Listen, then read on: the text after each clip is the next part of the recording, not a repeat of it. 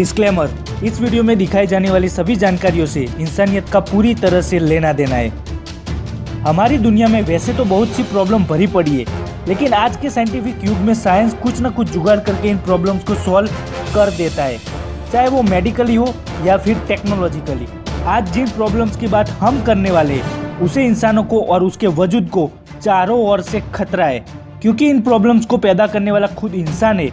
इसीलिए आफतें इंसानों को खत्म करने का कारण बन सकती है। और चौंका देने वाली बात तो ये है कि मुझे नहीं लगता कि साइंस इन प्रॉब्लम्स को सॉल्व कर सकता है।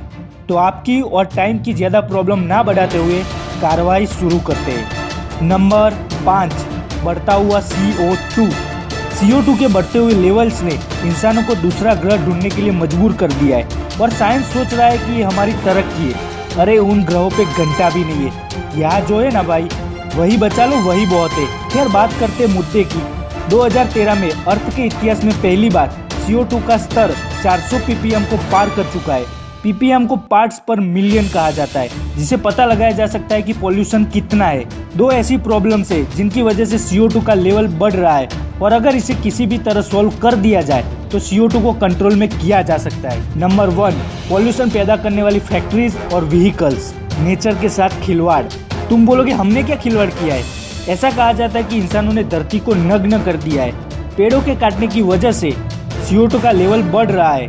अगर आप इस वीडियो को देख रहे तो अपनी फैमिली मेंबर जितने पेड़ लगा देना, और हाँ, एक ज़्यादा लगाना आने वाली पीढ़ी के लिए। नंबर 2, बढ़ता हुआ वेस्टेज। हमारे देश का नंबर वर्ल्ड में 1 और 2nd पोजीशन पर है। किस में आता है पता है? बीमारी और गंदगी में। लेकिन अभी बात करेंगे गंदगी की। पूरी दुनिया की बात करें 2.12 बिलियन टन कचरा भरा पड़ा है, और दिन ब दिन ये कचरा हजारों लाखों टन बढ़ रहा है। और सबसे बड़ी प्रॉब्लम तो ये है कि इन कचरे में से कुछ ही रिसाइकल किया जा सकता है। माफ करना गाइस, लेकिन मैं बोलना चाहूँगा कि आज के टाइम पे गंदगी करना इंसानियत की फितरत बन गई है। जहाँ जाएगा गंदगी जरूर करेगा। इंसान की टेक्नोलॉजी जितनी एडवांस होती जा रही है, नेचर को नुकसान उतना ही हो रहा है। आप मानो या ना मानो, जो लोग इन कचरे को रिसाइकल नहीं कर सकते वो जमीन में गाड़ देते, और इसीलिए जमीन का पॉल्यूशन बढ़ता जा रहा है। तुम बोलेगे तो इसमें क्या बड़ी प्रॉब्लम है, इन कचरे को स्पेस में फेंक दो। भाई मेरे, यहाँ पहली प्रॉब्लम तो ये है कि इतना सारा कचरा ले कैसे जाए। चलो मान लो साइंस ने इतने सारे कचरे को ले जाने के लिए कुछ जुगाड़ कर भी दिया, और मान लो स्पेस में फेंक भी दिया, तो जो कचरा 100 साल में यहाँ खत्म हो जाता वो स्पेस में 1000 साल में भी खत्म नहीं होगा। और अगर भूल से ये कचरा घूम फिर के पृथ्वी के एटमॉस्फेयर में घुस गया ना भाई, तो हमारी हालत बद से बदतर हो जाएगी, क्योंकि यहाँ बात हो रही है 2.12 बिलियन टन कचरे की, इससे भी ज्यादा है। और मुझे नहीं लगता कि साइंस इतने सारे कचरे का कुछ जुगाड़ कर सकता है। अपने देश को साफ करने में मदद करो, नहीं तो दुनिया में हमारे देश की इज्जत का कचरा हो जाएगा। नंबर 3, बढ़ती हुई बीमारियां। मुझे पता है कि मेडिकल साइंस की टेक्नोलॉजी बहुत आगे निकल चुकी है, लेकिन मैंने अपनी कई वीडियोस में ऐसी बीमारियों के बारे में बताया है कि जिसका इलाज आज के टाइम पे मुमकिन ही नहीं है। क्योंकि जब तक ऐसी बीमारियों का इलाज साइंस ढूंढ लेगा, तब तक तो कई और नई बीमारियां पैदा हो जाएंगी, और ये सिलसिला चलता जाएगा, और इंसान मरता जाएगा। कड़वा है लेकिन यही सच है। और ये सब क्यों हो रहा है? क्योंकि हमने पॉल्यूशन और गंदगी फैलाने में PhD की है, और अगर ये कम हो जाता है तो बीमारियों को रोका जा सकता है। नंबर 2, बढ़ती हुई जनसंख्या।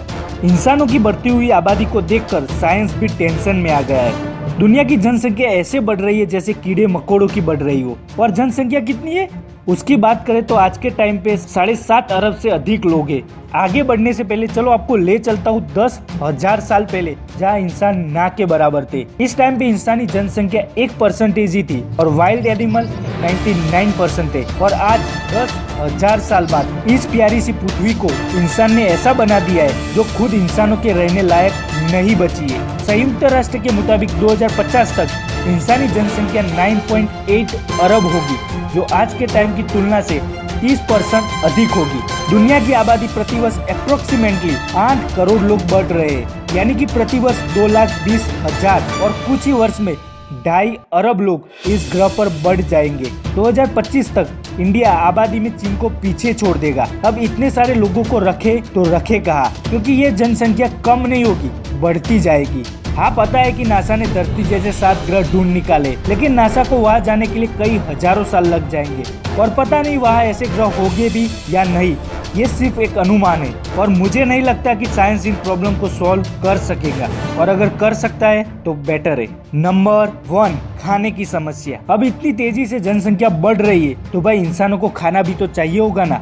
अब इंसान इमारत बनाने के लिए उपजाऊ जमीन को मॉल, फ्लैट्स और रहने लायक जगहों में बदल रहा है और खाना पैदा करने वाली जमीन धीरे धीरे खत्म हो रही है। अब इमारतें न बनाए तो इंसान रहे कहाँ, और अगर इमारतें बनाने देते तो खाना खाए तो खाए कहाँ से। इसलिए फूड की कीमतें बढ़ती जा रही है। हमें 2025 तक 70% से अधिक भोजन की आवश्यकता होगी, लेकिन प्रॉब्लम तो ये है कि 2050 तक 70% से ज्यादा उपजाऊ जमीन खत्म हो गई होगी। इसलिए आज नकली चावल बनाए जा रहे हैं। न चाहते हुए भी गेहूं के उत्पादन के लिए पेस्टिसाइड्स का यूज करना पड़ रहा है। इसीलिए ये प्रॉब्लम सबसे बड़ी प्रॉब्लम में से एक है, क्योंकि इंसान खाए बिना नहीं जी सकता। हमारे पास इन प्रॉब्लम्स को खत्म करने के अब सिर्फ 2 रास्ते बचे, या तो हम दूसरा ग्रह ढूंढ ले या फिर हमारी धरती माँ को पहले जैसा बना ले। स्टीफन हॉकिंग्स ने चेतावनी दे दी है कि हमारे पास गिन चुन के 100 साल से भी कम टाइम बचा है। जो उखाड़ना है उखाड़ लो धरती को बचाने के लिए।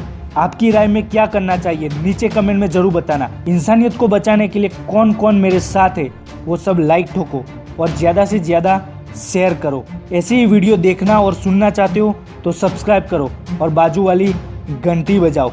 तब तक के लिए बाय।